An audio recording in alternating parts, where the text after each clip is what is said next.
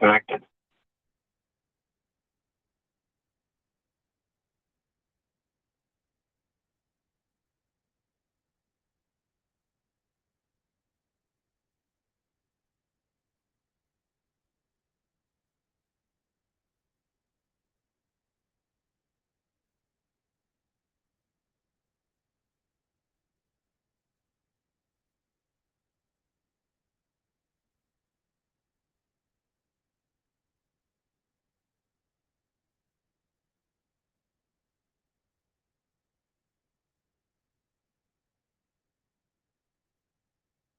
This.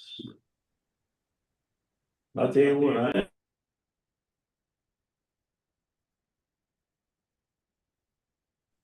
bunker crop of corn. If you get in there to harvest, Get it out. I tried to drive it around the edge of my dad's field the other day before we were driving. I thought I was just gonna slide in the ditch. I got back on the road as quickly as possible. Ready? We'll call the meeting to order. Start with our roll call. Frank Williams here. Mike Forte. Here. Mark Martin. Here. Yes, that was here. There. Rich Alt. Was not able to join today. Jeff Weinkoff. Sylvester Ballard. Here. Brian Coleman. Here. Terry Mann. Here. Gary Keaton. Here. Jerry Groves.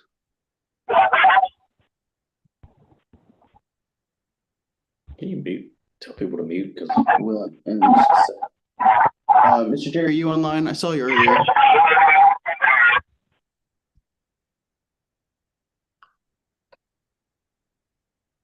I see him on there. Hugh Kennedy. William Ravenbart. Olivia Dawson. Landon Zimmer. Okay, we do have a quorum. quorum. We'll start with our invocation and pledge of allegiance, and Commissioner Coleman's going to lead us in our invocation. Might be leading the pledge after. Our gracious and heavenly Father, thank you so much for giving us today, dear Lord God. I pray that you'll watch over us, guide us, and give us the wisdom to make the right decision and the strength to stand by it. Help us, bless us, and forgive us as we carry on today. I ask this in the name of your Son, Jesus Christ. Amen. Amen. Commissioner Forte is going to lead us in the pledge. I pledge allegiance to the flag of the United States of America and to the republic for which it stands, one nation, under God, indivisible, with liberty and justice for all.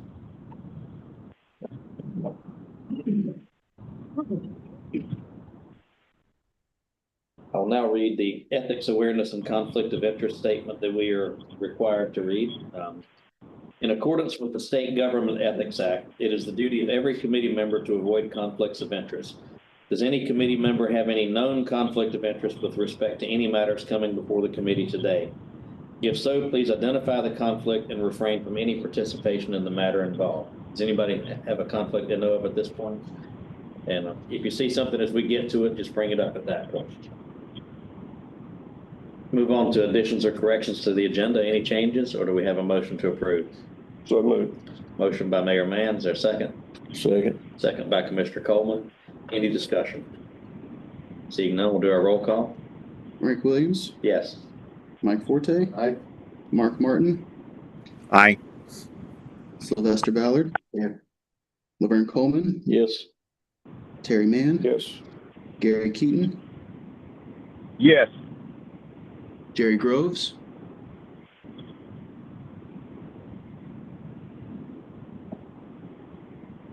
That's all. That's all right. That carries. Motion carries, and we'll move on to approval of the minutes, which were included in the packet. Does anyone have any changes to the minutes? Or do we have a motion? For approval? Motion by Commissioner Forte. Is there a second? Second. Second by Mayor Mann. Any discussion? Seeing none, roll call. Frank Williams. Aye. Mike Forte. Aye. Mark Martin. Aye. Sylvester Ballard. Aye. Laverne Coleman. Yes. Terry Mann. Yes. Gary Keaton. Yes. Jerry Groves. He's showing up as online. I see him on here. Let him, remind him we can't hear him. He may think we can hear him. Commissioner Groves, I'll send a message in the chat, but just so you know, we're not able to hear you right now.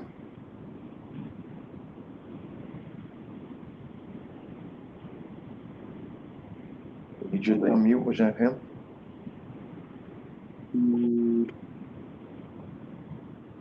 He's no longer on here, so it looked like he Well, explain it. Yep, We do still have a quorum, correct? we do still have a quorum. That is correct. Does that complete the roll call? Or? Yes, sir. That completes the roll call. So the minutes are approved. We'll now move on to public comments, and I'll first ask if anybody online has a public comment. Going once, going twice. Anybody in the room? Looks like everybody here is on staff of some sort. Mr. Chairman, if you don't mind, I would like to take the opportunity to introduce you guys to Daniel Adams, our new local government services director. He will be Sam's direct supervisor, will likely be attending most of your TAC meetings, and will be taking, an interest in the RPO, although obviously Sam will still be doing the bulk of the heavy lifting. But at the end of the meeting, it doesn't have to be now. I would encourage each of you to sort of introduce yourself to him. He is most recently the Planning and Community Development Director from Pender County. So he comes to us with a lot of experience, but also being at Pender County, he has some regional knowledge, but probably not as much familiarity with those of you from Brunswick and Columbus. And so excited to work with you all, but just want to have the opportunity to introduce him. Thank you. Welcome. Yes, sir. Thank you. Excited to work. That's right. Whoop, you're at. We don't have any scheduled presentations, so we will move on to new business. And the first item is prioritization draft submittals. And just as a reminder, there is a prioritization cheat sheet in your packet, because this is the single most important thing this committee does is submit and score projects. So if you have any questions, the only dumb question is the one you wish you had asked but didn't ask. I've been doing chair of this committee for 11 years and asking that question. So if you're fairly new at this, you're going to have questions, and you've got to know the answers to those to be able to accurately and represent your community with an informed perspective. So with that, I will turn it over to Sam. Thank you. Occasionally, I still try to call you Patrick. I don't know why I can't get that out of my head. I've been You're called definitely a like different first, person. so I can call Patrick. I can live with that. Thank you. This is the main, it's not the only, but it's the main item for discussion today. As Commissioner Williams said, this is a big part of what RPO does and input that we need from this board and from the community as a whole.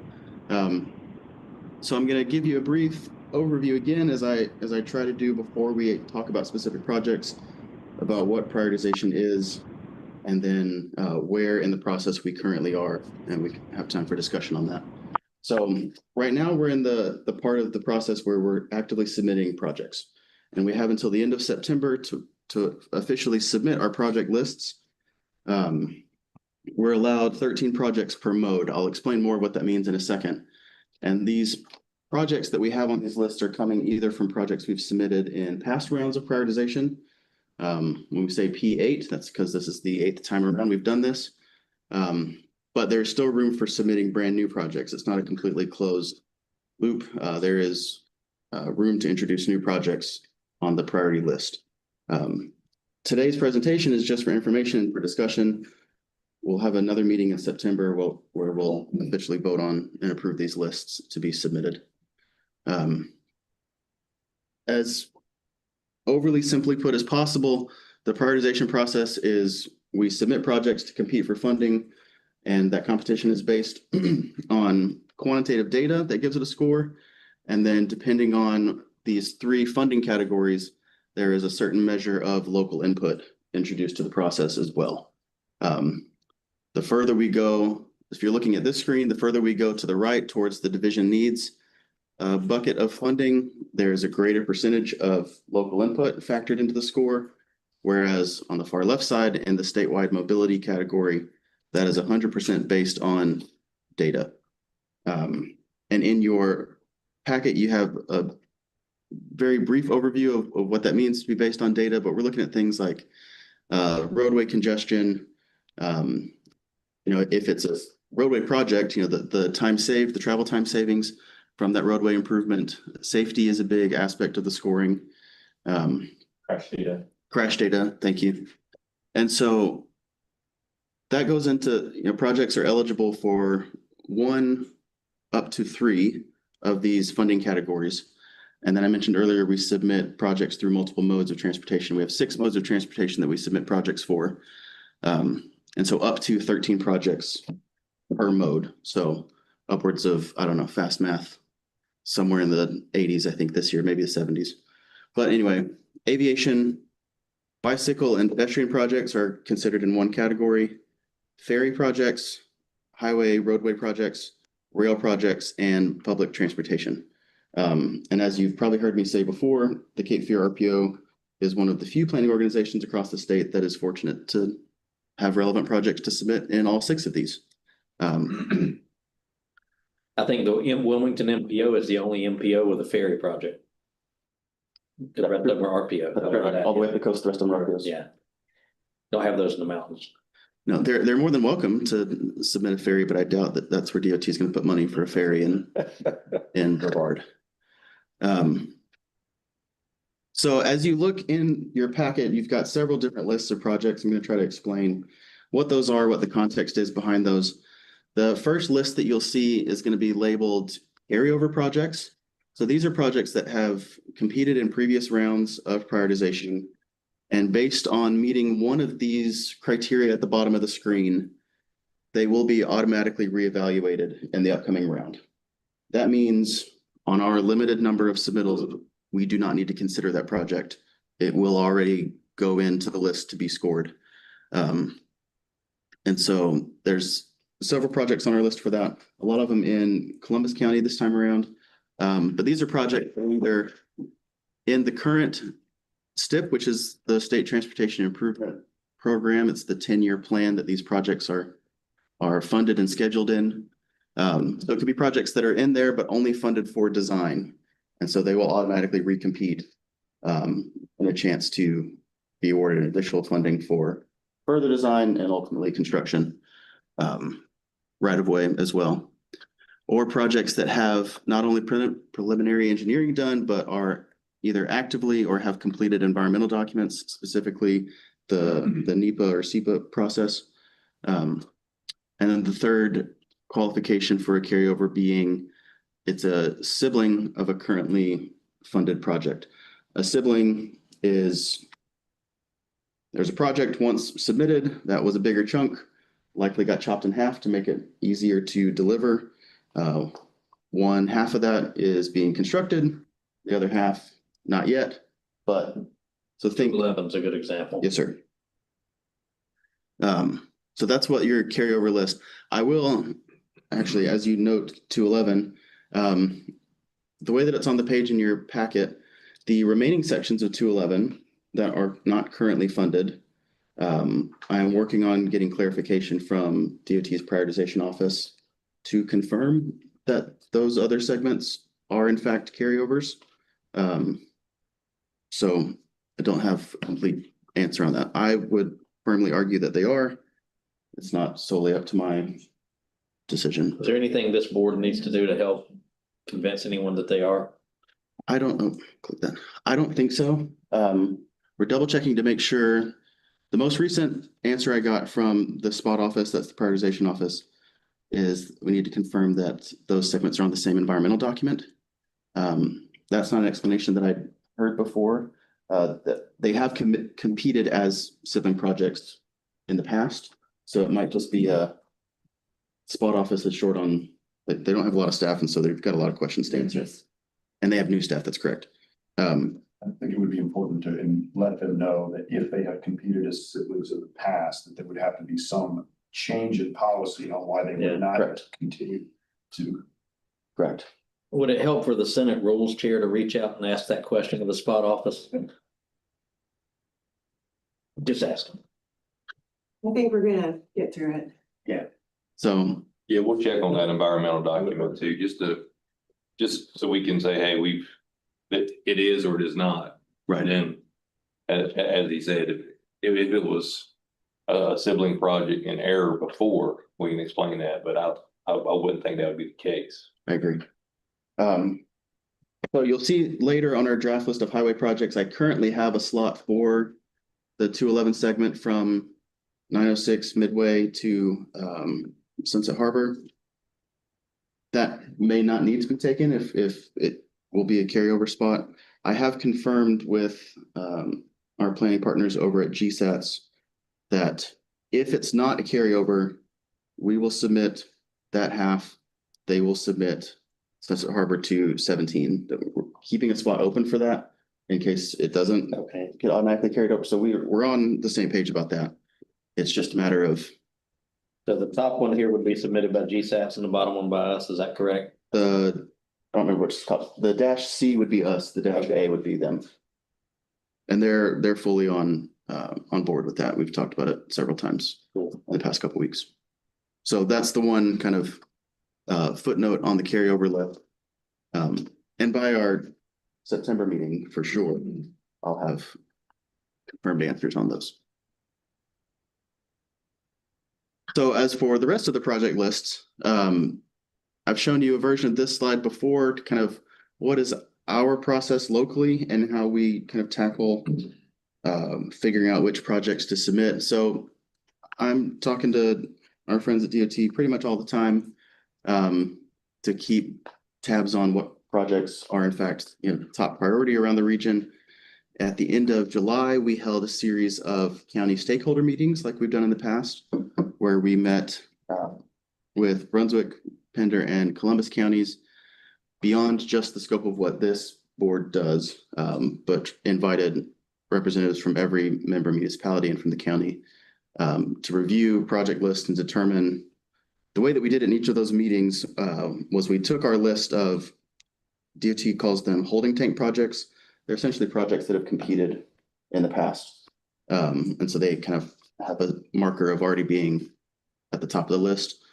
In each county, we're looking at anywhere from 10 to 15 projects.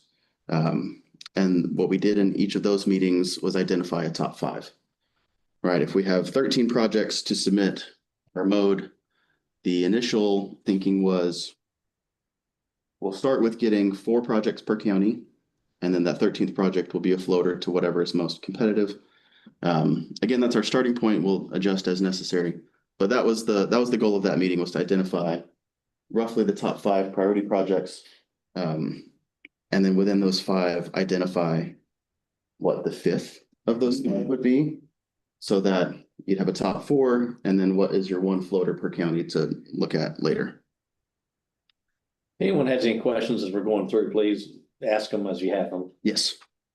And so once we've had those, now we're in this final stage of, I presented what I'm showing you today to the TCC last week. That's the staff technical committee. We're discussing it today, and then we'll do this again in September to officially approve the lists before submitting them to DOT. Sam, let me, Yes, sir. if you wanted something added to this, is this the day we bring it up, or do we wait till September? A new project or a project that's not on this list but has already been submitted? It's a project that we have talked about numerous times, Okay. but it's not on here as a carryover. Which project is it? Basically, it's a clover leaf at House Street and River Road in Southport. You have any idea what we're doing with that intersection? Because we're only, 2 years away from completion of phase 1 of 211? I don't remember discussing that project. Yeah, there's supposed to be a clover leaf there, which would take away the GO gas, that bank, famous subs. Adrian's shaking her head like this is first she's heard of it too. So We've spoken about it in the past, but I don't recall it, but that doesn't mean we I haven't. definitely don't remember talking about so many takes of property. That stands out. Yeah, and just for clarification, when you say cloverleaf, you're talking about like grade separated interchange?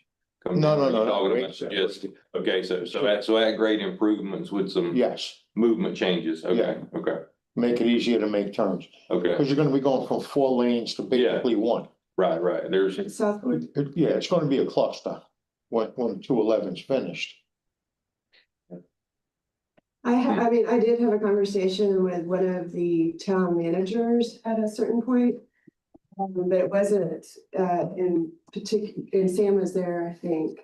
Oh, yeah.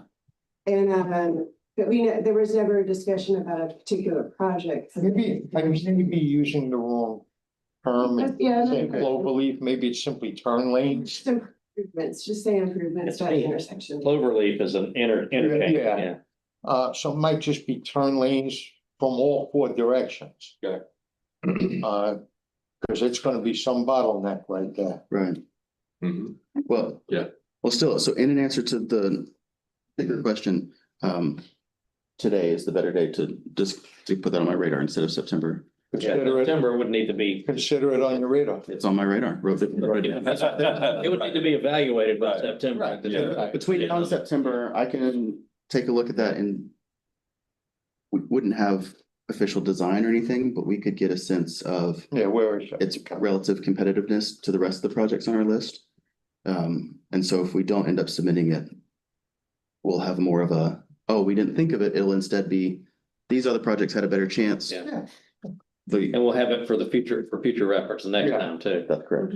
So yes, radar on it. Does the 211 widening come all the way up to that, or how far, where does it stop? 211 goes from there, by that go gas, Is there a way to roll that into the 211 widening project? to Midway Road. Well, I think we need to look at exactly what the configuration will be, you know, when we finish the project and then tie in or begin to think, okay, what's the traffic gonna look like at that point in time? You know, then as Sam said, we can see what projects might compete well. If we can tag it as a sibling project. There could be a way to, you know, evaluate what's on our plans and see if there needs to be any improvement. There could be a way to do that. It does feel like we shouldn't be constructing a project with the next project fixing the deficiencies of that project Yeah, being on our radar. We should fix it while we build it and make sure that the design is appropriate. that might make it easier to get it funded too. Right, and it's likely that the design is as good as it can be. Oh, God, I hope not. Given that you've got a 4-lane road terminating at a historic community. Yeah. Right. That's on your radar now. Yes. That's on ours too. Thanks. Hey, this is Mark. That intersection today has turn lanes in all 4 directions. So is the request to just extend those? They are somewhat short in length. I'll admit to that. But I agree it should be associated with the 211 widening project that's going to terminate at that intersection. So I don't know if the request is to add like multiple turn lanes at that intersection in all directions or extend the current ones, but there are turn lanes at that intersection. My understanding is the request is make it as good as we can make it. Yeah. And allow, Evaluate options to improve flow once it's completed correct. at that intersection. But Travis goes stand on the corner and say, oh yeah, we gotta do something here. Yeah, we'll get it. So yeah. It's on the radar. Okay, continue. Yes, so, again, to not go through every single project today, you have in your packet draft lists of all the project lists per mode. I'm not planning, you can obviously change that if you have questions, but I'm not planning to go project by project on aviation, ferry, rail, and transit today. I'm still coordinating with our modal experts in each of these categories to confirm that we have the right projects on the list, that they are still the priorities of our local airports, of the ferry division. The rail list is pretty set. Rail came down here and met with us a few months ago. And then at the upcoming board meetings for each of our county transit agencies. So I will review those in more detail in September, but the draft list of those are in your packet. If you have questions on them, I'd be happy to answer those, but There is one that I don't know that I see the need for, the grade separation over the CSX line at Mount. I guess where on Mount Misery is that? There are 2 different places where it crosses Mount Misery, I think. If it's the one right there in Northwest, I don't know that that warrants a grade separated overpass over that railroad. The train comes about 3-4 times a day at most. And you know that area. So, Are you looking at the R 184030? yes. I think we took that off 2 years ago because and that's one that I would, knowing that area and having grown up a mile from there, I actually think that might cause more problems than it would fix. I think it is the last at-grade intersection between rail and road before you get to Davis Yard. There's another one actually about a mile from there, Or Davis Yard. other way. No, there actually is the other direction, yeah. Yeah, because the rail line at Lackey's no longer active, that one, but I mean, I'd want to know more data on that, just as far as how many trains come through there, because I was there right beside that rail line for about 72 consecutive hours last week, and I think I heard it 4 times. I will, I'll reach out to the rail. That just seems like a solution in search of a problem to me. I'll get more And data to answer that question. I guess And it's tight. It would be difficult to construct that. yeah, that's just very challenging there. And then the double rail crossing at Neal's Eddy. What is that? I'd like to know more about that too. And that one's actually in Commissioner Coleman's area, but still not far. And I know there's a highway project on Neal's Eddy as well, and that's a road that will detour a lot of people out the other end and school buses and everything else. I'd just like to know more about that one.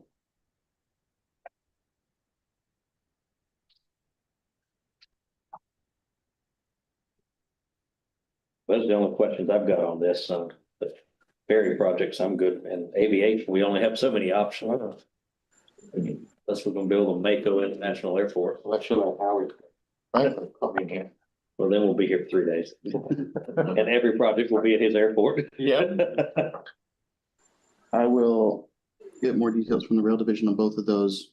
And I'll get them to you before our September meeting. Okay. So if there are follow-up questions, we have time. Councilman Ballard, what do you think about that one? You know where we're talking about on that right there It's the one right there by Vernon Road, yeah. Vernon Road. Yeah. What they're saying is basically make an overpass over the railroad there. It's not, I don't think. Yeah, your look kind of reflects my sentiment as well. That's in your town, so. They've done some maintenance on that to make it more of a smoother Yeah. transition across there. Don't Yeah. seem to be a problem at that. I can't recall the last time I've had to wait for a train at that intersection, and I've drive through there a good decent amount. Yeah. They seem to like to come through in the middle of the night and wake us up, but. They do. Nightly. Okay. I'll get more. Okay. Sam, is this an appropriate time to also ask questions about the previous submitted bicycle and pedestrian projects? I don't see pedestrian on this chart. Not yet. I'm getting to that in a second. Okay, thank you. Yes, sir. Transit, there's only limited options here. I got no problem with including everything there. Anybody? Okay. I guess bike ped is that's what the next. Should be. Yep. So, okay, yes.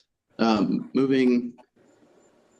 So both the bike ped projects and the highway projects, those are the two modes where we generally push right up against our limit of submittals. These are the two modes where most of our discussion took place with our county meetings.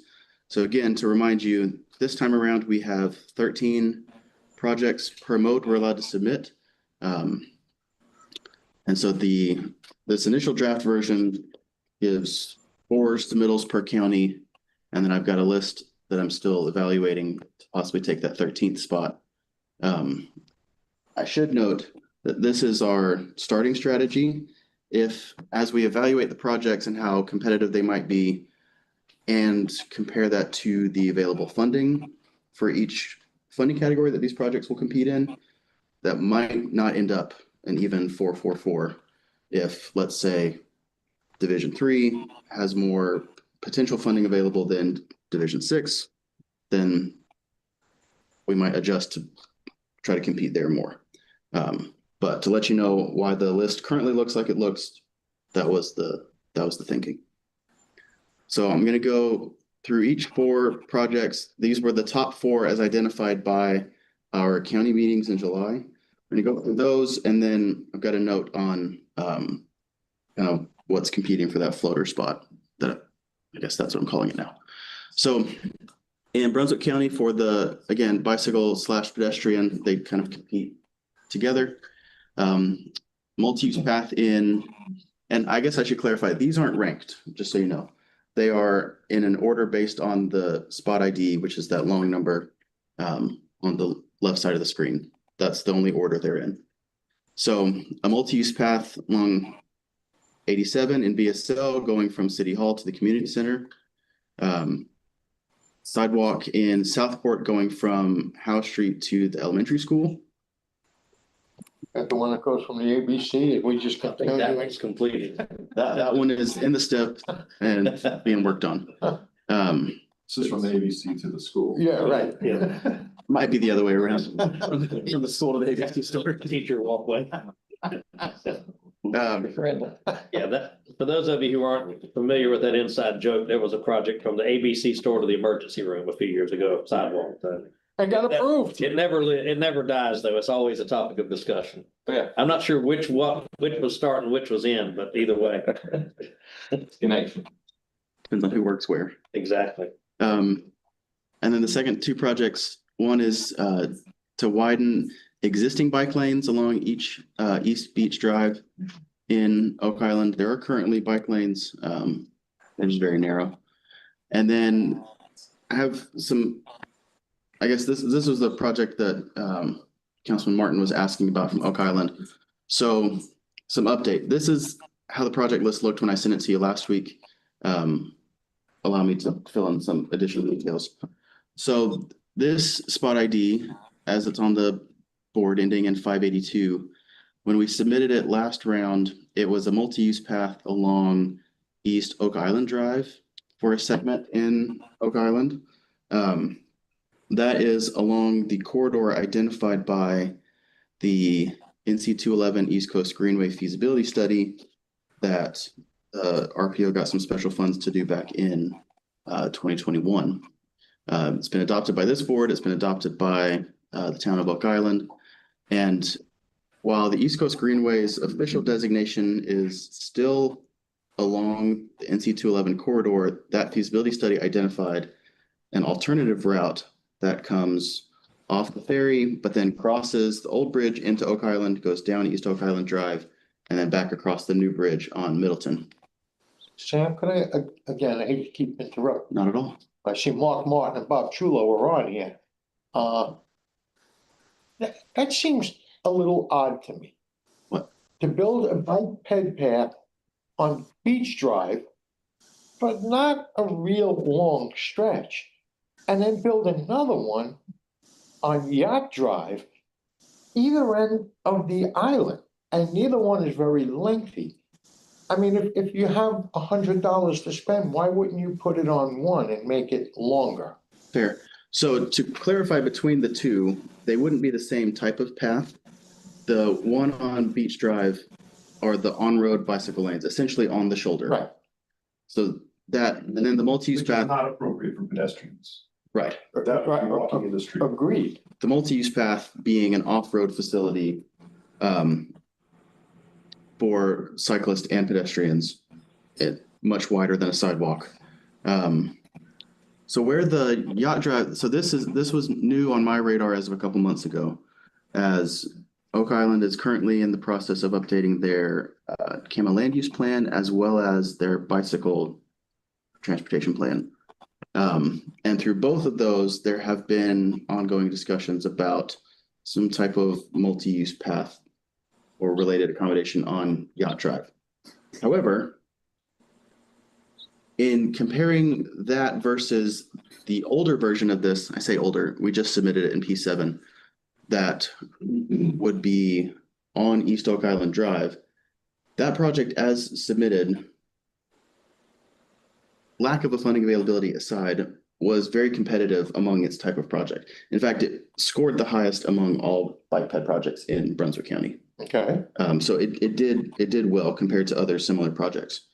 I do not yet have, there have been some technical hiccups in the online GIS application we use to compare projects, so I don't have that data today, unfortunately. Before any official determination on this, I would like to bring to you a side-by-side comparison of how they compete. I also was recently reminded that bicycle and pedestrian plans or projects that we submit to prioritization need to come from a formally locally adopted plan. That checks the box for the Oak Island Drive multi-use path. At this point, I don't think that checks the box for something on Yacht Drive, because even though it's been discussed, it's only in draft versions of plans. So there's been nothing formally adopted. So that might split the hair there. But in terms of your question, why do both? It would seem better to make a longer, pick one, I don't care which one, but make it longer instead of two short little runs, make one longer one. So the segment of, And Bob might disagree with me. so the bike lanes on Beach Drive from Middleton to 58th is a relatively lengthy segment coming. Really, I mean, it's half of Beach Drive. But still, the section of the multi-use path, and again, I don't have these limits put up on here because I was doing something funky with my project description. So all you're seeing is the Yacht Drive project. The one on Oak Island Drive was, the original strategy was to pick up where a segment that the town was looking at potentially building. It was to pick up where they were leaving off and to go a little bit further to kind of piecemeal it. So that's the idea from that one. May I add something, Sam? Absolutely. I think the other thing to keep in mind, Mike, is that this is just submitting projects to get scored. Right. It is unlikely that we would put points on both projects. That's a great, yes. But we would want to know which one scores higher and is more competitive. And then we would decide to put points on the more competitive of the two. That's a good clarification. Yeah. Thank you. Thank you. Sure. Sometimes it's easy to forget where we are in the process. Right, submittals is very different from. Yeah. That's a great The point. hamster wheel we're on. Yeah. Councilman Martin, do you have anything you'd like to add on that? I know we spoke about this project earlier this week. Yes. So a couple of concerns based on, Sam, the email you sent me back on August 7th and then our conversation earlier this week. We've now taken a B 23582 and we've changed the description, which, as you can tell from this conversation, is already creating confusion. The town council in 2022, after receiving a presentation from the Cape Fear RPO board by Patrick, who walked us through the 2021 feasibility study, we adopted that feasibility study by a motion. It was a formal motion by council, voted on, and it passed. And so now the concern is we're changing the description of a project that has already been submitted, that has already been adopted by town council, and this hasn't even come to town council for any discussion or consideration. Besides that, changing the location of the multi-use path at this moment in time does not help address the pedestrian safety challenges we've been faced with along East Oak Island Drive. And yes, the purpose of looking at East Oak Island Drive was to connect to the sidewalk improvement, which is another NCDOT project that's already been approved and funded. And it's, I believe, still in the design phase for making sidewalk improvements on the north side of East Oak Island Drive. And this project was to tie into that. So now we've disconnected everything. We put together this long-range plan boards have voted on it. The state and Cape Fear RPO have invested time and resources into how this all connects. And now it almost feels like we're prepared to walk away from past decisions because this hasn't even come before council. I can tell you right now, it's not likely that this would even have council's support at this time to change the location because East Yacht Drive is just not conducive at this time for a multi-use path.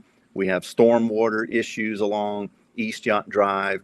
You know, our mitigation plan for stormwater, we dig 4-foot ditches on both sides of the road in many locations. I mean, this would be more costly. It's outside of the scope of the feasibility study. And we don't even have a design. You know, it's got to go back through the stakeholders and receive design impact and cost impact. I mean, the whole feasibility study would have to change if this, you know, is left like this. So I would prefer to see the project description reverted back to its original description. You can have a little side note or something that says other segments are under consideration or something like that. But that first segment that you mentioned, we did put money in the budget for that in our 2023-2024 fiscal year. Unfortunately, that's the same year we had challenges with paving contractors. And so we were not able to move forward with segment one. We were just desperately trying to move forward with completing resurfacing of our streets with a paving contractor. And so that money has been asked to, you know, take a look at again by our staff to see, you know, how that money was just reverted back into our general fund. And can we pull that money back out to try to move forward with segment one? So those are all of my concerns. I know I said a lot, so I'll pause there and let you respond. Sure. I agree. So I guess own up on, so the updated project description was shorthand in my notes that is obviously more confusing than intended. Even if a multi-use path on East Yacht Drive were to be considered, it would have to be input as a separate project so as not to have project IDs, the same project ID with multiple different project descriptions in our records in our system. So that was a cut corner on my part that obviously will be corrected. I think the adopted plan consideration is probably the most compelling reason to keep it the way it is. Yeah, because it seems as though Yacht Drive alternative is not even eligible. correct. So I think we've got good feedback to move forward with. So that will be something that will be corrected and updated and brought back to you in September, unless anybody has any other questions or comments, or Councilman Martin, if you feel like we've appropriately addressed that this morning. Yeah, as long as the project description is reverted back to what was originally submitted with P7, since the NCDOT has already evaluated that and scored it. And to your point, Sam, it received the highest score of any of these projects. So I just would hate to disrupt the NCDOT, vision or understanding of what the original ask was. And then furthermore, we talked earlier this week, Sam, we need to not only, clarify and be definitive on what the ask is, and it scored the highest score. Now we need to ask DOT to step on the gas. We've had 2 fatalities within a 5-block radius on East Oak Island Drive recently, one on 27th Street and another on around 32nd Street. One, of course, was a vehicular fatality. The other was a pedestrian fatality. And so this needs to become, I know it scored high, but somehow NCDOT needs to score it even higher. I know the last time I met with our district representatives, they said that these types of projects are evaluated differently and there could be different funding available for pedestrian projects because of their classification.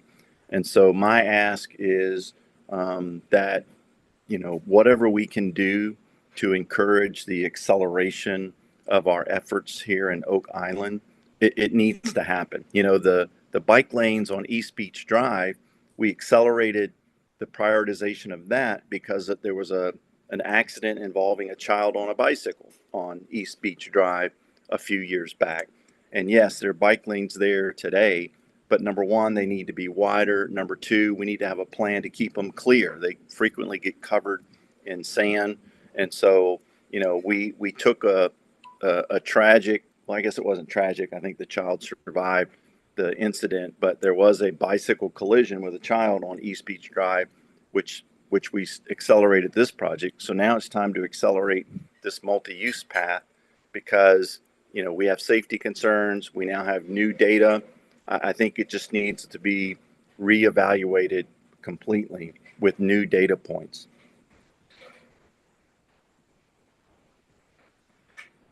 Agreed. So you've got what you need on that? I do. I've got. And if you can just communicate with Councilman Martin between now and next meeting and make sure we're all on the same page there. Absolutely. I can do that.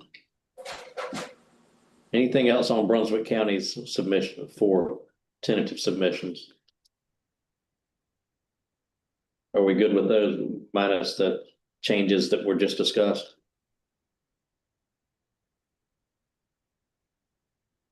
Being no feedback to the contrary. Sounds like so. Yep, I'll have updates next time that we're together. So the top identified bicycle and pedestrian projects in Columbus County, there's a sidewalk in Chadburn on East 3rd Street from 410 to the elementary school, and then a pair of on-road bicycle lanes, one stretch along Spivey Road and Whiteville and the other along Warrior Trail. Those connect and kind of help make a loop connecting 74, 76 business to US 71 business to provide a kind of assist with the loop that would ultimately kind of wrap around Whiteville. And then some separated bike lanes along Lee Street by the school there just south of 74, 76 business. And again, these were the top as identified in our county meeting that we had at the district office a couple weeks ago. I don't know if we have any questions, comments on that. Is that what you recall? Yeah, that's exactly what we discussed. Okay. Commissioner Coleman, you good? I'm good with it, And then the last set of four in Pender County, you have a sidewalk along Fremont Street to the hospital, sidewalk along the Osgood Canal Trail, multi-use path in, oh, did I just click again? No. In Topsail Beach, a special note on this one. So while right here as a placeholder, I have the limits set from Davis to Hispaniola. I will have further, I guess, comparison data to look at what might be the most competitive segment along this long stretch in Topsail Beach. They did a feasibility study just a couple years ago. I've been in contact with Christina there at the town, looking and kind of comparing segments. So those limits may change when I bring it back to you in September, but some portion of this multi-use path improvement along NC 50 and Topsail Beach was identified as a priority. Damn, I hate to do it. I'm being a pain in the butt today. Not at all. Questions. I love questions. I'm used to it. The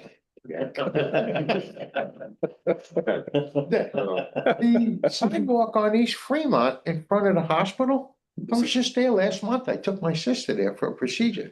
Isn't there a sidewalk right there? There is, but it doesn't, it's an extension of that sidewalk.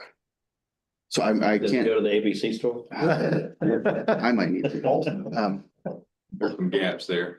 But yes, it's Okay. it's filling a gap that's there. So there is Okay. portions of a sidewalk. Mhm. But And it's, someone walking on it. So, Yeah. okay. we get this done, you can walk farther. I don't want to. You don't have to. You don't have to. Just put a lot of light in my head. They have to come from the other way too, Mike. Yeah. So this is just filling in the gaps and trying to make it whole. Okay. That's correct. And then the last project, there's a multi-use path segment in Surf City out on the island. This is another instance of filling in portions of the East Coast Greenway corridor. And this lines up with a separate feasibility study that was done on the segment through Surf City and along that NC 210 corridor. Surf City has been implementing a lot of segments of this East Coast Greenway, and this is just another chunk of it that's been identified to submit. Do we have anybody from Pender County online? I don't think so. I can't remember who said they were online earlier. It does not look so. Okay. If you could just bounce this by them and make sure they're good with it, otherwise I'm fine with it. When we met at the Pender County office back in July, the new planning director for Surf City was there and agreed that this is the next one that they And need. the Bergall people as well. Mhm. Okay. Yeah, that one we had both their planning director, town manager, and the mayor, and so they were all Good. thumbs up on those. We had representatives at that county meeting that could speak for each of these Okay, projects. good. So last thing on bike ped, these are the remaining options on our radar. There's a section of sidewalk in Oak Island. This one, a special note on this. And again, these all need further, at least these top two specifically need a further look. I believe that the town already has plans for constructing this sidewalk, and we spoke with Matt if on the possibility, again, this is still just possibility, nothing set, of if the town could perhaps overmatch each of these bicycle and pedestrian projects, if funded through prioritization, require a 20% local match. But part of the scoring is a cost benefit to NCDOT. And so theoretically, if a municipality or jurisdiction is able to match more than 20%, that improves their score. So with the rationale of if this was something the town was already planning on, if perhaps they could overmatch, but then be reducing their planned, I guess, payment on this and get it through prioritization. That's where we're at theoretically on that. I don't have further details yet, but we'll be clarifying that in the next week or two. So that's what that one is. The second one is, again, segment of the East Coast Greenway. This is coming right off the ferry in Southport and working its way along 211 to East House Street. I spoke to Mayor Alt yesterday morning along with Mo Meehan, their planner. They submitted this one just after our county meeting to be considered. And as you can see there in the description, it lines up with several locally adopted plans. And so I'll get that one put in the system and evaluate its competitiveness. I would definitely like to see how that one scores. That's an interesting project. Yeah. I So don't believe that's in the city limits. All right. I'll double check. But it's in the Brunswick CTP as well. It's probably partially in the city limits and partially not, but But if it's not in the city limits, there's no one. Right? County.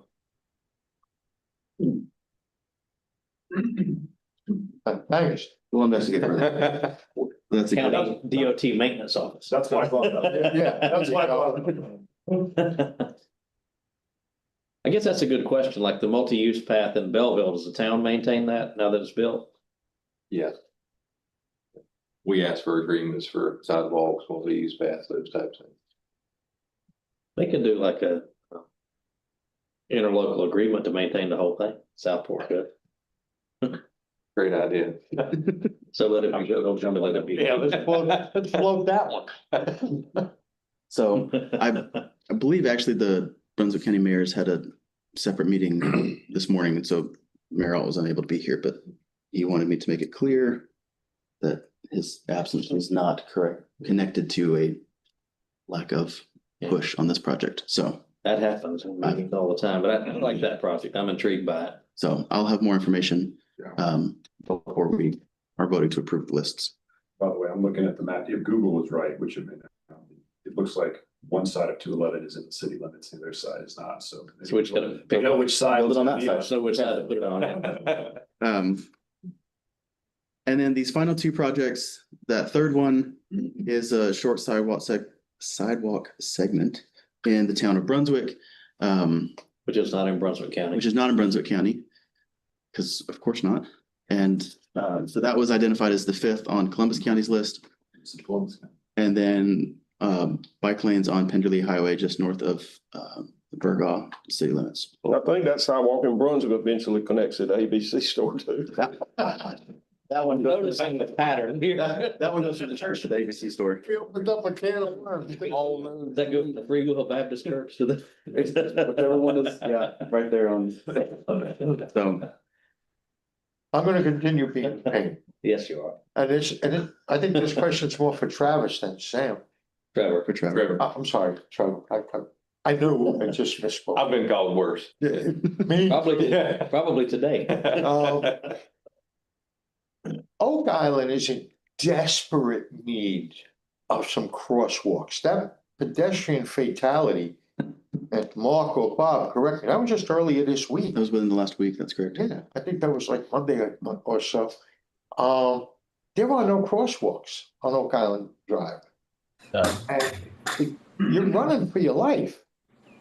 And the bigger problem is that cars are coming down, that center lane, that basically fire lane. There's no passing and it's flying up because nobody has patience anymore. And I believe that's what happened. That person crossed half the road, was standing in the fire lane when they got struck. What does it take to put some crosswalks in? I wouldn't think that's a high dollar project, and maintenance money alone should be available for that. Would that be a prioritization project? Or I don't think it's a prioritization. I think Mark was trying. Yeah, so Mike, good question. So East Oak Island Drive, part of our situation or challenge with that is that's a state maintained road. So yeah, Oak Island, if town council could immediately say, install a crosswalk, it would already be done. We did submit a couple of years ago, we submitted a list of strategic locations where we wanted crosswalks installed, starting at 79th Street and going all the way down to the rec center. There were several intersections that were identified. That my understanding is the NCDOT came back and said that they wanted to only put crosswalks in where there was a traffic light. So we do have a traffic light at the Publix. There's another traffic light up there by Beach Life and Wings.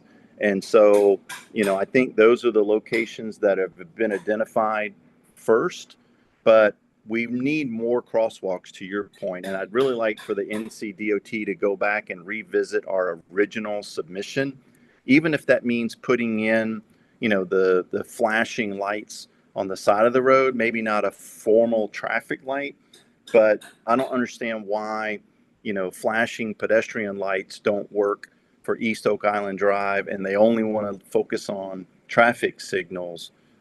So that would be my request, is for NCDOT to revisit our initial request. And instead of trying to give us fewer crosswalks, go back and honor the original ones we identified. My understanding is that NCDOT there's like a philosophy or a belief that crosswalks will attract pedestrians, and if there's no signal, then it's not a safe crossing. But when you're along Beach Island and everyone's going to the beach and they're going to cross at every single corner, whether you have a crosswalk or not, that logic sort of flies out the window. And I would think that people, responding to the fact that people will cross anyway, the signal is not going to change the pedestrian traffic when there's a beach right there. So I'll chime in. It's a mindset, and it's a mindset from historical data.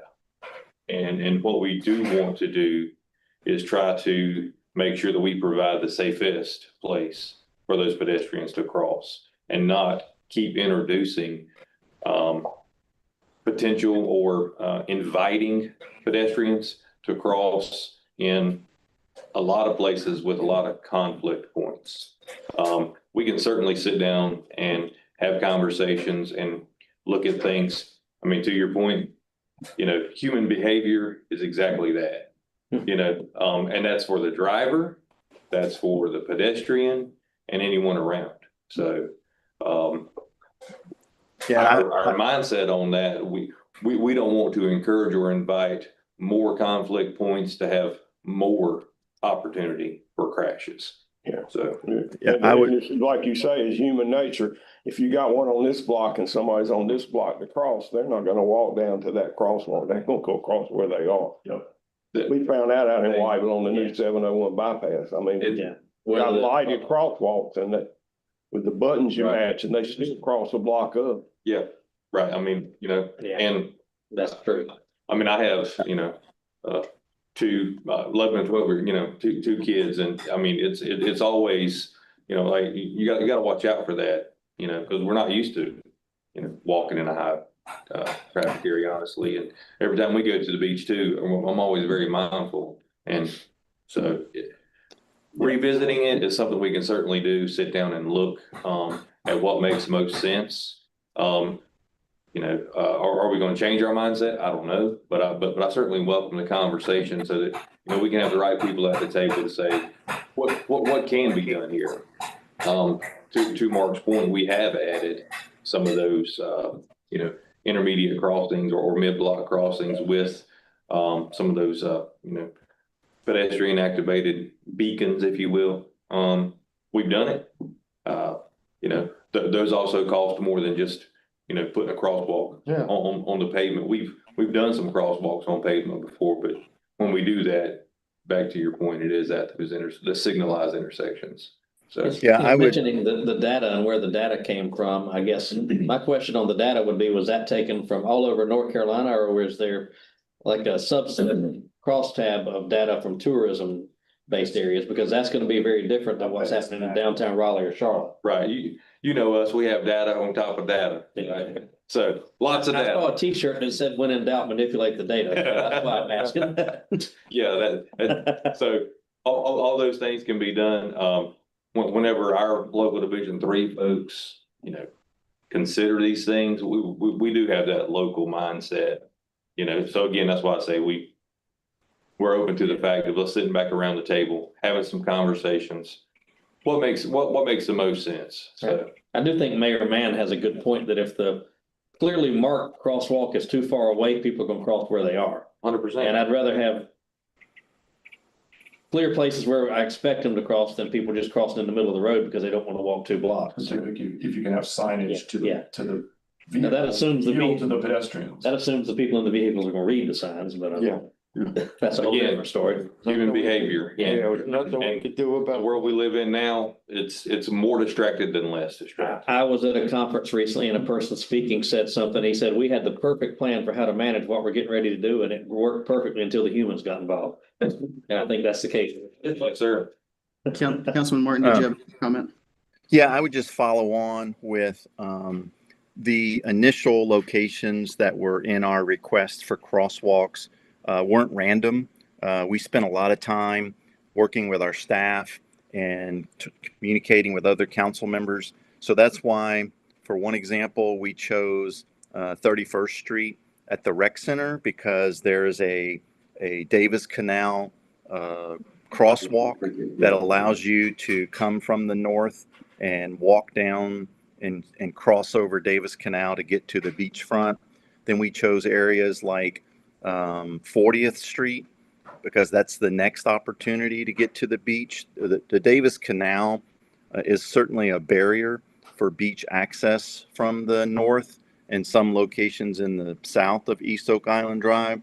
And so we strategically asked for crosswalks that were at common places for beach access. And then, if you bring in the multi-use path on the north side of East Oak Island Drive, if you come down a side street and you know that there's no beach access across the Davis Canal, it would at least give you safe passage to the north until you got to a crosswalk that would give you beach access. So it may not be absolutely perfect because we can't control human behavior, but we can at least provide some avenue of safety, and I agree with some signage to try to direct people, say, hey, you've reached this end of the street, there is no beach access, turn left and follow this multi-use path until you find a beach access or something like that. So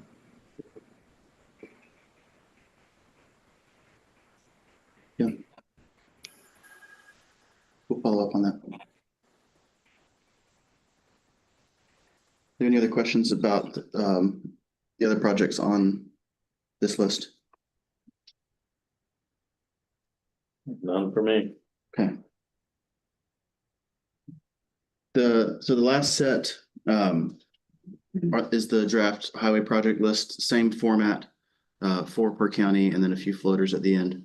So in Brunswick County, the top priorities identified were this NC 906 Midway Road, widening and realignment of the intersection at Old Ocean, Midway, Galloway, right there, Dollar General Junction, if you want to call it that. And there's a express design ongoing, further looking at it. This has been a project that's been on the list for a while. The next 2 are improvements along the US 7476 corridor. One is just upgrading the corridor to interstate standards from Mako Road to Mount Misery. The second is the intersection, the ag-grade intersection upgraded to an interchange at Mako Road. And Councilman Ballard, that's one you need to make sure you know about. That's basically putting an overpass out at Mako, which is, you've seen the traffic, the wrecks out there. It's major safety. Yeah. It needs to happen. Yep. And then the last, as I mentioned earlier in this meeting, right now is this placeholder for the 211 widening segment. Again, if we can reach agreement on carryover definition, then this spot would be available to a different project. In Columbus County, the top 4 identified were the Delco Bypass Project, the widening of 701 bypass in Tabor City, the construction of a new 2-lane roadway extending Legion Drive in White Bull, kind of the northwest side of town. And then this last one is another updated description. So this is an intersection improvement at Instant 410 and US 76, kind of just north of Chadburn. Originally, this project was it was a chain. It was dual intersections. There was a roundabout further south at Strawberry Boulevard. And then this intersection of 410 and 76 was going to be a grade separation. Is that after 76 that deviates from 74? That's correct. Okay. The roundabout at Strawberry was picked up for preliminary engineering in the last round of prioritization. That one and a grade separation on 74, 76 were 2 projects that, and this is a good, I guess, takeaway point of why we prioritize these projects, even if at first there's no, there was minimal funding available in Division 6. Those 2 projects originally were not included in the draft STIP. A project further up the list was no longer needed or was kicked. I don't remember the context. It was outside of our region, was deleted from the STIP. That opened up funding, and those 2 projects, the interchange or the grade separation on 74, 76 and the roundabout at Strawberry Boulevard, both of those Columbus County projects were picked up and added for design work. That roundabout in Chadburn, that road, 410. Yes, sir. Goes through there. Are there any plans to widen that out or make it a better accessible? Because it gets a lot of beach traffic. Right. And I know we'd like people to stop there and visit Chadburn and get some money in there. Right. But that road, it's really a dangerous road to be on from 76 going down. Mhm. And that both safety concern and the pass-through traffic, people coming down to the beach, is some of the major thinking of upgrading or improving this intersection. The idea behind it being a roundabout instead of a grade separation, one is cost. It'd be significantly cheaper. We would need to take a closer look to make sure that having essentially two roundabouts back to back wouldn't kind of mess each other up. The traffic would still flow through there. But it would certainly, it would get people to slow down just enough to reduce some bad accidents happening, or bad crashes happening at that intersection. So that's the kind of the relation between those two. It does seem like a roundabout would work. It does seem like there really isn't, I don't go out there that often, but I don't feel like, even though US 76 would be considered a major route, I don't feel like there's that much more traffic on 76 than there is on 410 at that intersection. Well, 410 gets 410. It's probably got 3 times the traffic 76 has. Certainly during like beach traffic Yeah. time. And so it does seem like where you would normally say you've got a major US highway, it's not a major one, but it's a US highway intersecting with a state or NC route, you would think that might not be an ideal spot for a roundabout, but it might actually work there. The roundabout came at the districts. It was their idea. Ken Clark and Barry Stelzinski, they were the ones that, well, what if we try this out? So It's worth a try. Like I said, it would really surprise you the amount of traffic that I think it goes down 410. And that's because I waited, I reckon 10 minutes. I was going to livestock sale. It took me 10 minutes to get back on the highway. Yeah. Beach traffic coming to there. yeah, a lot of people coming down 410 for sure.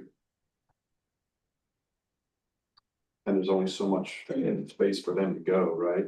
Right. 410 all the way down to 701, and then they're just joining the speed traffic on 701. Any other questions on the Columbus County projects? Folks in Columbus County good with what's on there? I mean, we had like Sam said, we had a lengthy discussion about that Chadron issue, and that, that was the consensus. The last set of 4 in Pender County, the intersection improvements at US 17 and NC 210. This next one is again, we'd update the scope of this project, but right there at 117 and 53 in Burgaw, there was originally a project to do some improvements right on 53. Some of the improvements that this project originally accounted for have been done by developers, thereby creating new issues.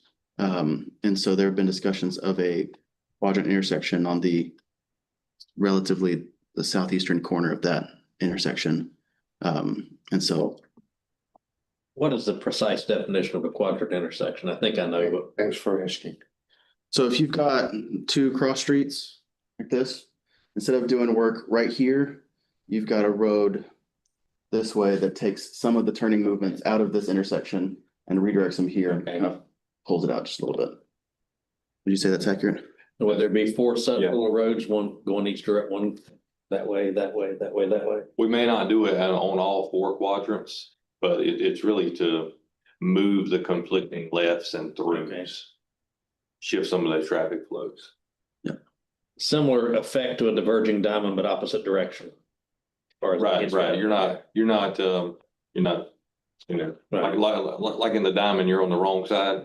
Yeah, You're on the wrong side. but it eliminates you having to stop to turn. You just, so. Yeah, if you want to turn left, you're going to turn left sooner and then, get out of the way of that other crossing movement. So The way that if you're going south on 17, right before you get to the intersection with 211 there in Supply, if you're going to turn left, instead of getting all the way to 211, you might turn left on Stone Chimney to avoid the bigger intersection. I don't know that was. I do all the time. I don't know that was intended I have never. function that way, but that's the same idea. It happens. It doesn't have anything to do with this, what we're talking about here, but just a curious question. does Burgaw ever, do they ever talk about rerouting 53 away from downtown? There's a Burgaw bypass, larger idea. It was a highly motivated project once upon a time, probably decade and a half, maybe 2 decades ago. Local officials have moved away from that. Okay. The flavor could change, but I mean. But just as an outsider going through there, not to Burgaw, but just to get through Burgaw, that's the most aggravating thing. Trevor's absolutely right. It was once It really is. a big project. It was funded. It was funded in prioritization. It was included. Funded, it had an environmental document, the route was approved. So through the basically the permitting. business community didn't want to lose, afraid they were gonna lose all that traffic. I don't know specifically. That was some of the political comments. opposition to Okay, bypassing. I was just Yeah. curious, because since I've been a little boy, you had to go the same way. I had to drive that way before, the 2 years before 40 was open when I would go to college. And yeah, that was. I think the challenge is the town wants only the log trucks to bypass. Okay. Doesn't work that. So you maybe make it a truck route and then, give it a toll, and so no one else would take it, just the trucks. Yeah. Yeah. But I think that's the problem, is they don't want to bypass all of Burgaw, they just want the trucks not to drive through town. Okay. I think you're spot on with that. Okay. I understand that, but it's just, for an outsider, it's aggravating. Just tell them to stop in Whiteville. They don't have to go over there. I think you should shop in. Well, I mean, my son's in-laws live in Jacksonville, and we trade grandchildren a lot, and we meet in Burgaw at the McDonald's, and every time I drive through there, I tell my wife, I just can't believe that this road is still like this. You need to get the in-laws to meet you on this side of the craziness. We used to meet at Mayfair, and then she decided it was too far and too much traffic, so now we meet in Burgaw, which is 25 miles for her and 55 miles for us, or whatever. Eventually you're just gonna be driving. Want to hear my problem? What- driver's license. Mike, how far have you driven to pick up your grandson before? Well, I just took him home Wednesday and, You see, the key word, it took him home. well, he was here for 72 days. Knows the exact number. It's a 10-hour drive, And how much did the person receiving him drive? not a foot. That's your destiny. We've done that too, so I mean. It's a strange thing for you. Far up in the driveway. Moving on, Sam. Okay, I'm sorry. The remaining two projects on the list, one is upgrades on US 117, basically from Rocky Point to the southern tip of Burgaw. And then some access control improvements on 17, basically right at the right along near the border of the MPO and the RPO's planning boundary. Some of the Pender County folks were good with these in their meetings. Yes, sir. Remaining projects to be considered. So the other aspect of widening Midway Road, this one from Gilbert down to NC 211. Second being a roundabout intersection improvement at Midway and Gilbert Road. Can I ask a question about those two as a unit? Yes. Widen to 4 lanes and dump into a 1-lane roundabout. How does that work? We'll find out at River Road 211. Most likely, the big plus of the roundabout is relative cost. The roundabout would happen first. It would improve current conditions. Yeah. The 4-lane widening being a longer term. I've also seen some roundabouts that also have almost the quadrant you were talking about effect, like where you've got a Yes, roundabout, lanes. but then. Slip lanes, yeah. So is that what this would be eventually? To be determined. I mean, if the roundabout goes in first and then the other 4-lane project gets picked up, then we'd incorporate something of that magnitude. Okay. You know, that was the first thing that jumped out at me is 4 lanes dumping into a 1-lane roundabout. right. It would still function probably better than 4 lanes dumping into a traffic light and a 2-lane road. A 4-way stop that no one knows how to use. 4-lane roads have to end somewhere. The remaining two, the Columbus County project is the Saragota bypass. This one, again, the district talked about there, it included a grade separated crossing of the RJ Corman rail line that's right there. If we split those apart, and just worked on the roadway project and then dealt with the rail crossing later, that would shave off possibly several $1 million, increasing the competitiveness of the project. But I think we even looked at it compared to another project, it would, like, we're talking 7-8 million. And so I'll have updated information on that one again for relative competitiveness for September. And then that last one is elevating I-40, a section of that in Pender County for avoiding flooding. Is that one of the areas that got flooded by Florence, I'm assuming? It is, those mile markers, yeah, that's, And basically just north of Castlewayne up to the Dublin line in Pender. so Almost to the Mad Boar intersection. Not that everything's defined by food. The county line a little bit. I enjoy it. Yeah. Yeah, you're right. so that's the last of these on this kind of draft project list. One thing to note as we look through this, and it, certainly not to speak for the division is also allowed a certain number of projects to submit. And so, like, talking with Adrian and Eric and Trevor, it's entirely possible that a project, as we're narrowing down to 13, if we end up with 14, this actually the elevating I-40 in P7, that was a project the division submitted, not the RPO. The reason I say that, just because it doesn't make the RPO's final list, does not mean it doesn't go through prioritization. We had that happen last year with those Topsail Beach multi-use path options as well. The division had extra submittals in their bike ped projects. I could only submit 2 of the 3 versions we came up with. And Michelle at the time said, we'll take the 3rd one. And so that's the kind of partnership and negotiation we have ongoing through this process. I just wanted to remind.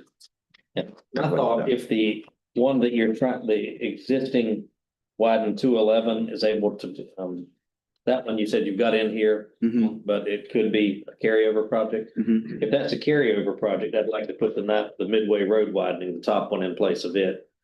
And then if we still got one extra, and I'd say whatever is the highest scoring. Okay. Oh, thank you for mentioning that. I forgot one that's not on here because it's also not in your packet. To add on this remaining options to take an extra look at is we submitted a project in P7 that was improving a chain of 3 intersections on 87 through BSL. In our initial discussions with Brunswick County folks a couple weeks ago, that one, which scored really well, largely on account of it being significantly less expensive related to its competitors, it scored really well. We pushed it further down the list because one of those 3 intersections is intersection improvements at 50 Lakes, which still not 100% confirmed, but is possibly being wrapped into a maintenance project as they resurface 87. So those turn lanes possibly accounted for there. The group decided to lower the other 87 improvements. I've since spoken with planners at BSL, and as I evaluate these remaining options, just those other 2 intersection improvements, I'll evaluate that as well to see its competitiveness and have an answer for you in September. But didn't want to forget that improvements on 87 and BSL were also identified as priority candidates in our discussion of this. So just wanted this discussion to reflect that. I think I've said all this already.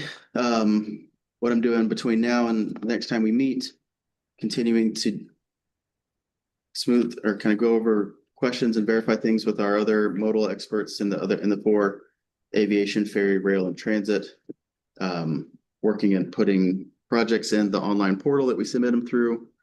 We then have a method for being able to test their relative competitiveness. When I say that, I mean it can help with tiebreakers on our list. It won't guarantee that we'll know exactly how it will score compared to the rest of the state's projects, but it can help us decide between 2 projects locally, which one might have a better chance. And then I'll also compare that against the estimated funding availability that we have been given. At the moment, again, big caveat, these can always change. At the moment, each of the funding buckets statewide, all of the regions, all of the divisions have positive funding availability.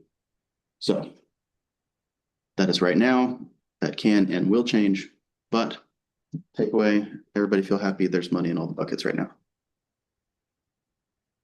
This is where we're at in the schedule. I've shown you this. We're in the project submittal. And then after we submit them in September, we'll get scores sometime next spring. Same whether dollars or pennies in those buckets. Depends on the day. I've been told dollars. Okay. At least two of them. Plural. Dollar. That's a huge.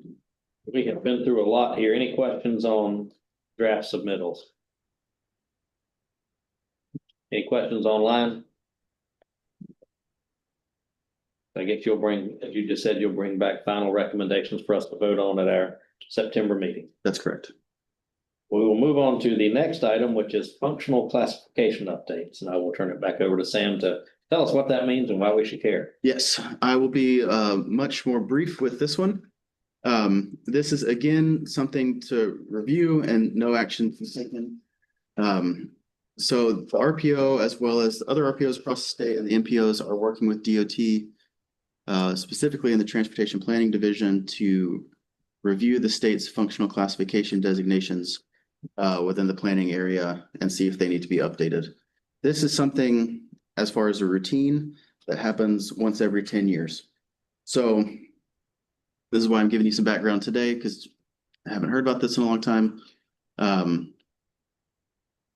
We'll again have something most likely for you to make a decision on in September. But what is functional classification?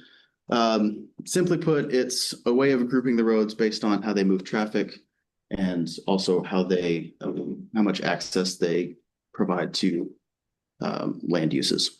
So we use functional class, we being planning organizations, DOT, federal highways. It's just one ingredient in the pot of deciding road design and speed limits, funding, maintenance, future planning. You may have heard these basic terms before, roads being identified as arterials or collectors or local roads. That's a very basic trio of functional class. In this review, it splits here on the screen on the right side into these 7 categories, and roads are given one of these designations. And so this process is the epitome of tedious, going through each road in the planning area to double check what its current functional class is and see if that is appropriate for how the road functions now. Do these also apply to bridges? Or like would a major bridge have been just considered whatever the road is, or is, you know? For this purpose, that's how I understand it. It is part of that road segment. I know that bridges have a whole nother category of stuff that I don't understand. I just know there are some bridges that if that bridge goes out, the road may not be considered an interstate, but you're going to have to go through another state to get to where you're going if the bridge goes out. Sure. I just wonder, probably not for the purpose of what you're doing immediately, but long-term, if there ought to be a major bridge category for things that are, I think if you're on Highway 74, that bridge over, I think it's the PD River. If that goes out, you're screwed for a while. Well, I know that DOT tracks, Yeah. bridges. I mean, we presented Columbus County CTP the other night, and even in the CTPs, there's a summary of bridges and which ones are going to need either repair or replacement in the near future. Some of them are going to cause much more of a traffic deviation than others, just depending on where they are and what kind of road they're on. Yeah, a lot of that's really driven by the ADT of the route, which really kind of ties back into this. Mhm. Okay. Yeah. And I guess putting on my MPO hat, I think of the Cape Fear Memorial Bridge too, you know, as one that there are certain bridges that if they go out, they disrupt a whole lot more than just that one road, I don't know if people were talking about that bridge. one or two, That's the bridge. the bridge. So anyway, we're in the process of looking through and double checking these functional class designations. I gave you some information on this in our June meeting. I had submitted a draft list to DOT of proposed changes in June. They had a review committee that looked at it and sent back some feedback in July. And this month, my task is to review that feedback and resolve any disputes. Sounds too strong, but just to make sure that we're in agreement of how the road functions and how it should be classified. And I'm hoping to have kind of my final list of those changes to you for your review in September. NCDOT has a November deadline that they have to get everybody's proposed changes packaged and submitted off to federal highways. So that's the timeline that we're working under. But just wanted to keep this on your radar so that when I bring it back to you next time, it's not completely brand new information. Sam, how much is the division involved in this as opposed to folks in Raleigh setting the functional class for the road? It primarily goes through Transportation Planning Division. Yeah, I think so. So I would think that if there's something that needs to be resolved where the TPD is not agreeing with you, maybe bringing the divisions to back you up might, that local knowledge is important. Sure. Good point. And I can't, because I haven't made it through all of the feedback, I can't speak to how many how many disagreements we have had here. But certainly if we need further input, the division will be a partner in that. We will be a partner. Okay. Yeah. Any other questions on functional class? And if I miss anything, I believe Nazia was on the call, and Nazia was on the review committee. So if I've missed anything, she knows all the things. We covered that pretty good, Nazia? Hey, yeah, you did a great job. And as far as, everybody being involved, when Sam presents this to the TCC and the TAC, we'll make sure we get everybody's feedback to provide back to the review committee. Right now, like Sam had mentioned, we have provided our feedback, and Sam and I will work through those comments to make sure it's resolved. So you did a great job in explaining it. But that's all I have on functional class. Are there any other questions? Any other questions? No, we'll move on to reports and updates. First one is the RPO. More. So the only thing I have here, I don't think we have anybody from IMD. And so I'll take this instead of leaving it for later. Just wanted to give an update.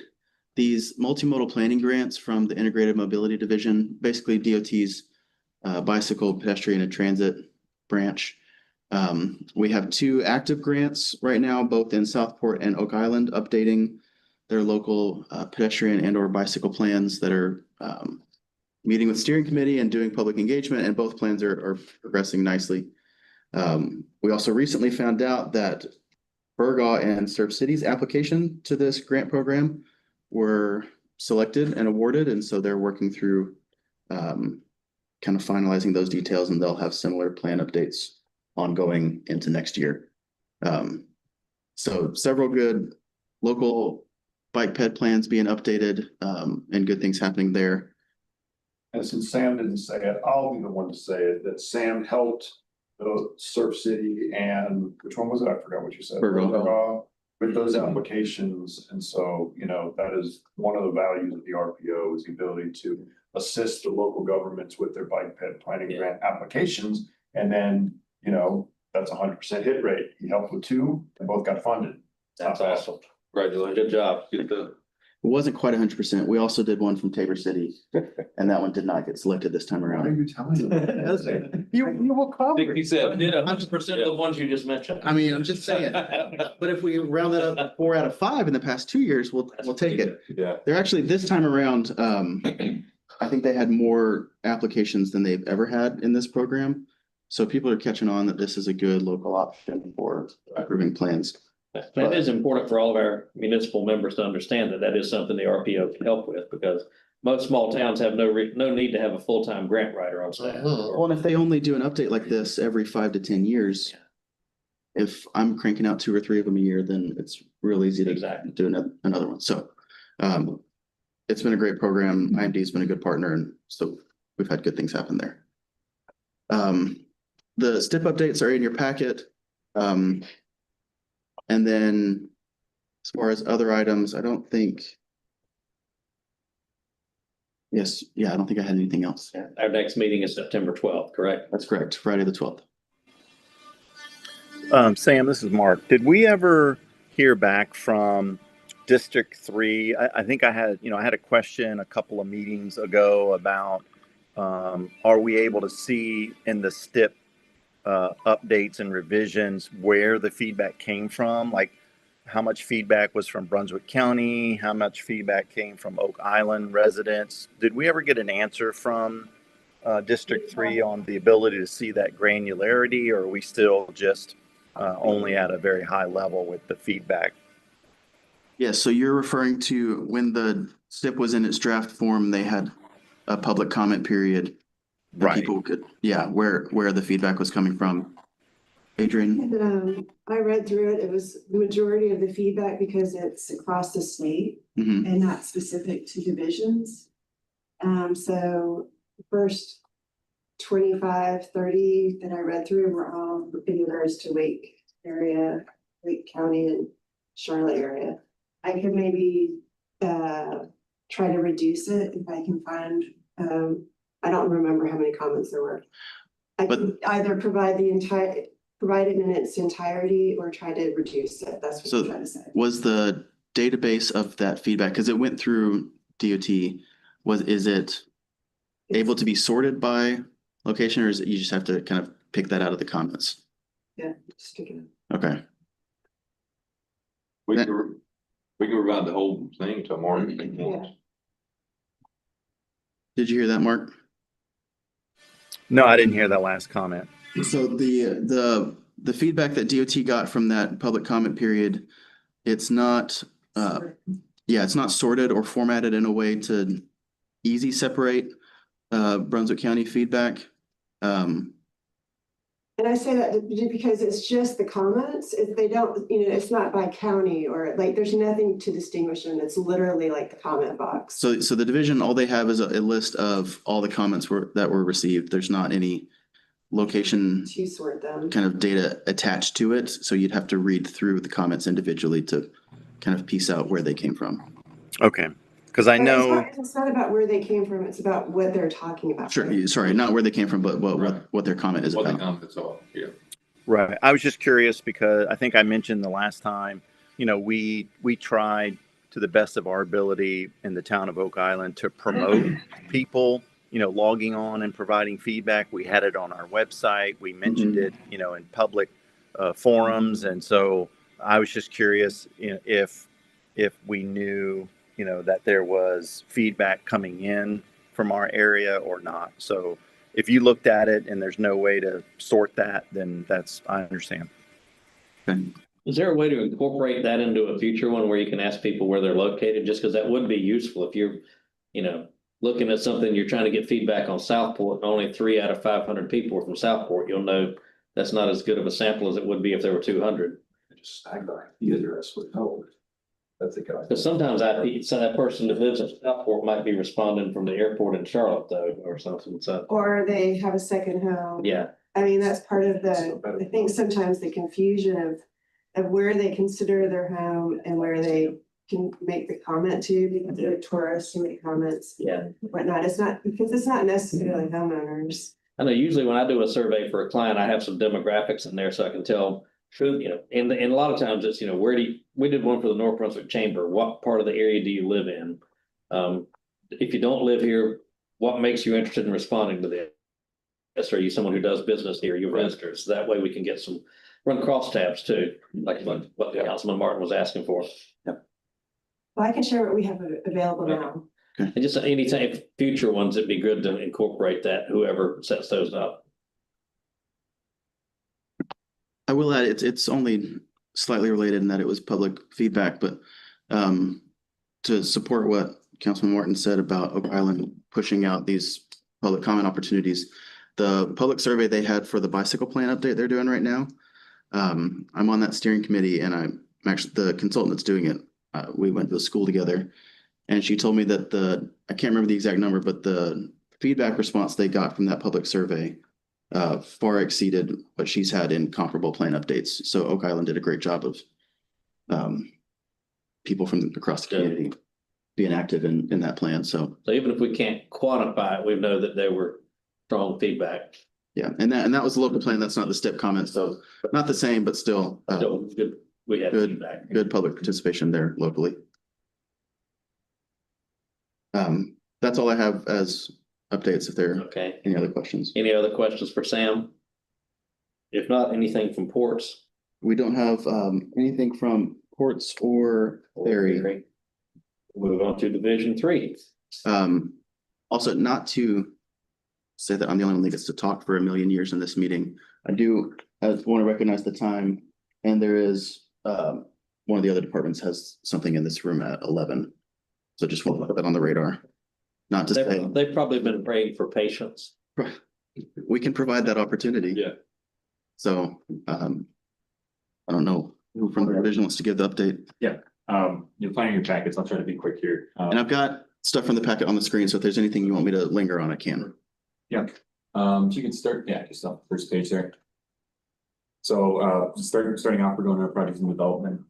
There's 5 bridge projects that we have in development listed on here. There's 3 intersection improvement projects. The first ones, there's nothing that's supposed to be let this year, but we'll look at the first couple here. Place bridge of 68 of Old Mill Road over Sills Creek.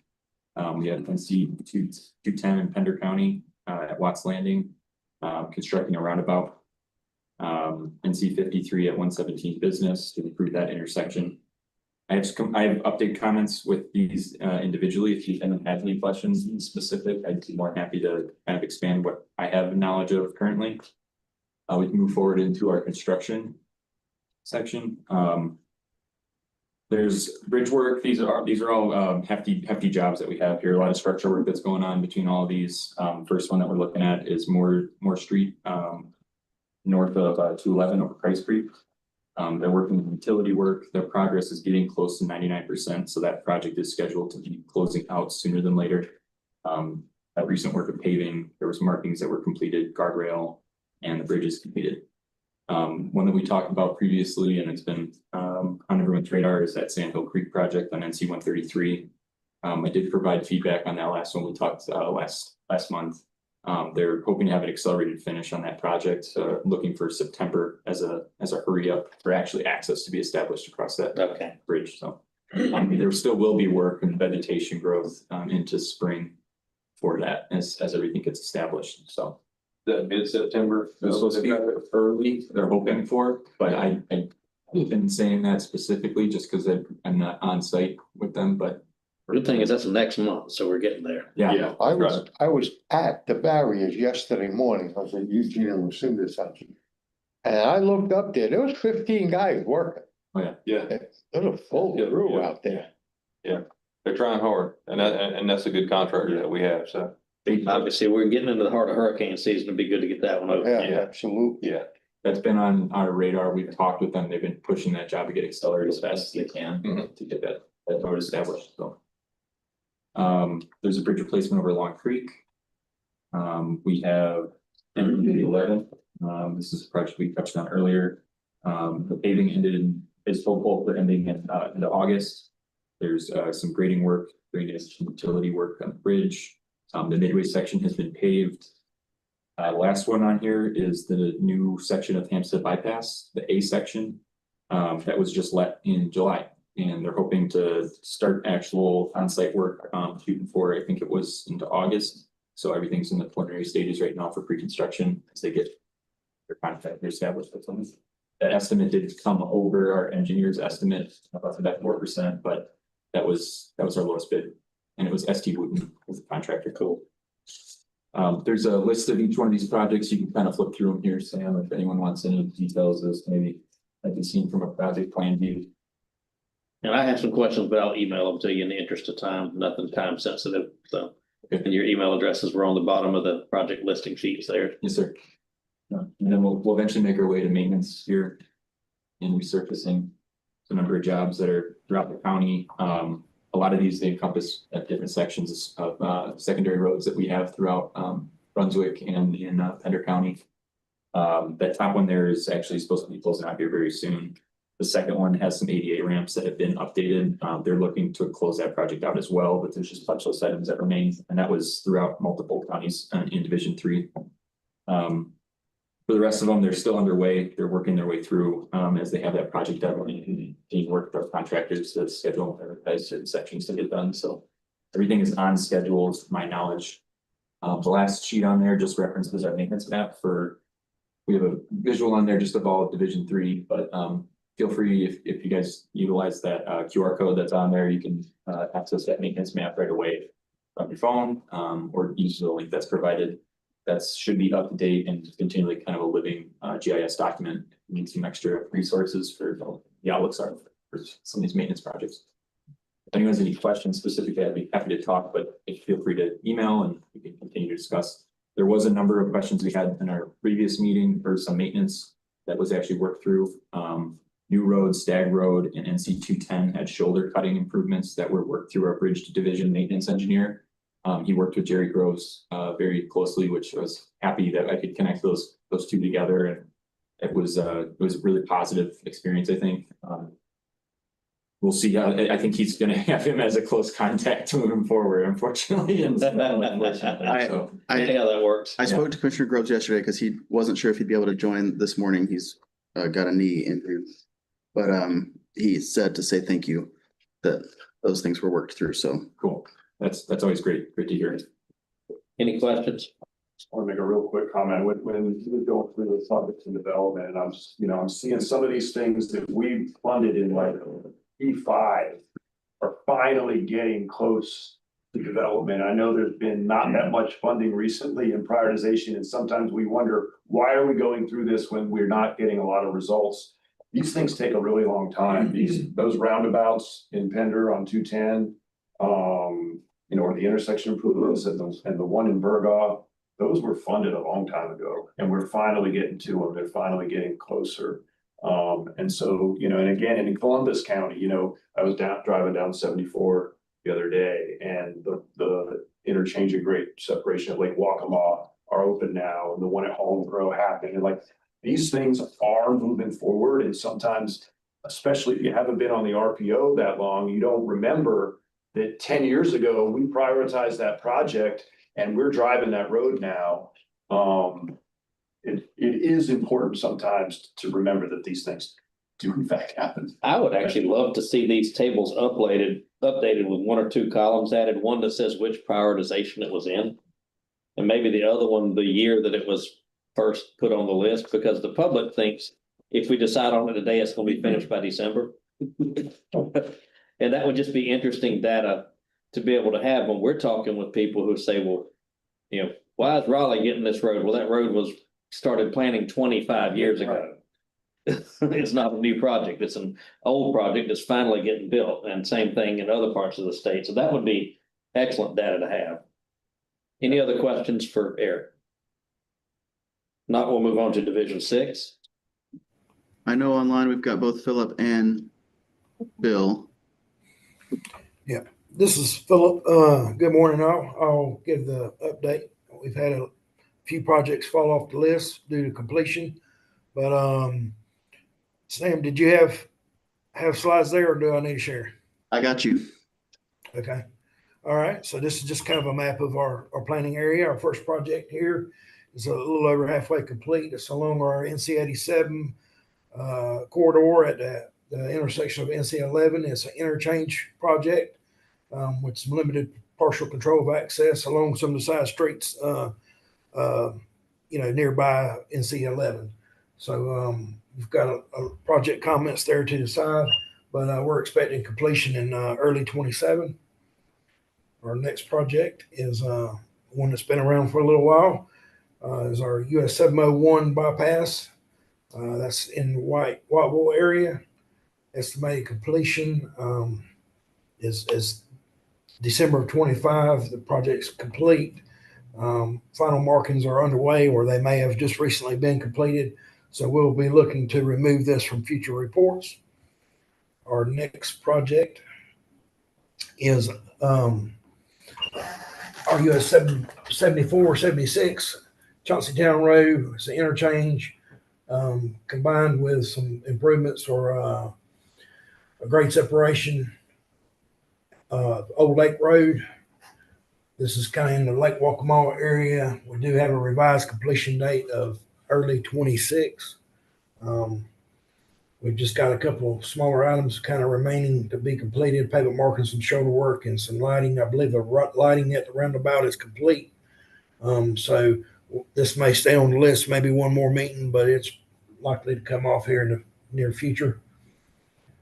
Our next project is again along our US 74 corridor or future I-74. It looks like about around 18 miles in length. Got some bridge rehab, some pavement rehab.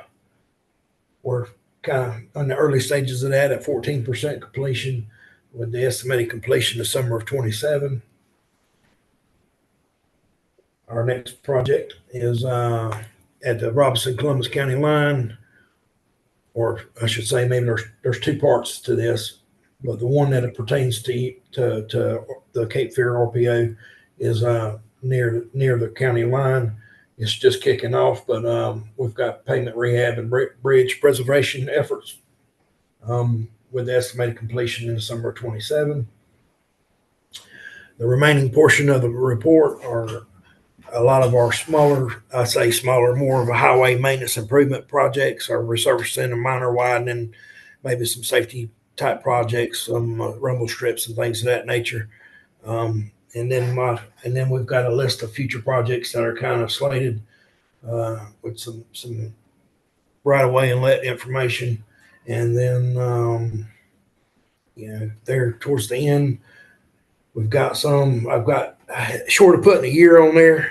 I just kind of put to be determined because they've not made the step. So I hate to put a year out there and it not be what the reality is at a future point in time. But so my contact information is at the bottom. If you would shoot me any questions. I know we've got maybe 5 minutes left. I don't know what else is on the agenda, but that concludes my report. Thank you. Have any immediate questions for Philip? Seeing none, we'll thank you and we'll move on to transportation planning. Hello again. Good morning. I have a few CTP updates for Columbus County CTP.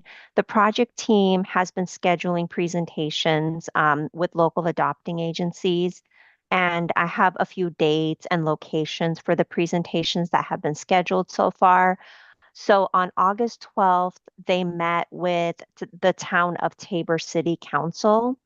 On August 18th, they will be meeting with the town of Brunswick Board of Commissioners. August 19th, they'll be meeting with the town of Sandy Field Council. And September 2nd, they will be meeting with the town of Chadburn Council. And all of those are at 7 p.m.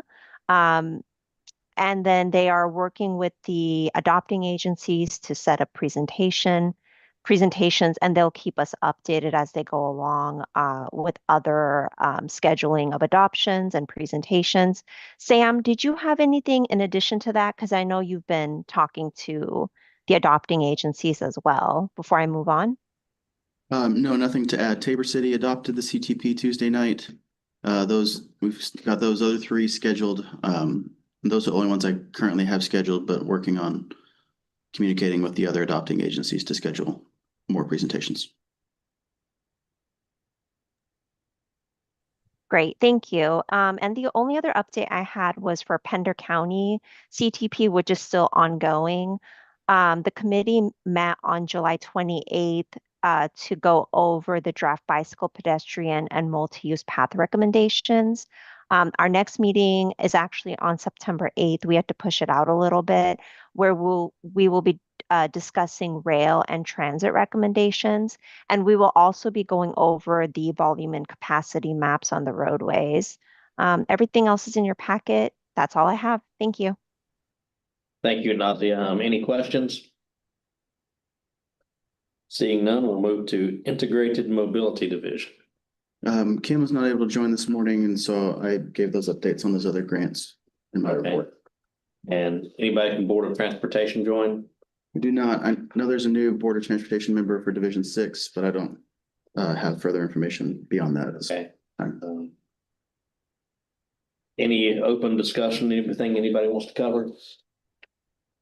Not, I just have one quick comment. I think we've covered a lot today, and this is exactly the reason that it's important for everybody to be here, because I have no idea about a lot of the nuances of what was discussed in Oak Island. So I'm glad we had someone from Oak Island to share that, because we can't know about other jurisdictions like we know about our own. So I'll just say, that's important to be at these meetings, especially when we're discussing prioritization. And I heard the old saying, if you're not at the table, you're on the menu. Make sure you're at the table. And if nothing else, you said they have a meeting at 11. That's correct. 3 minutes ahead of that schedule. So we will adjourn at 10:57. How efficient are we? We got all the time in the world. Great. It's called precision. Meeting mind.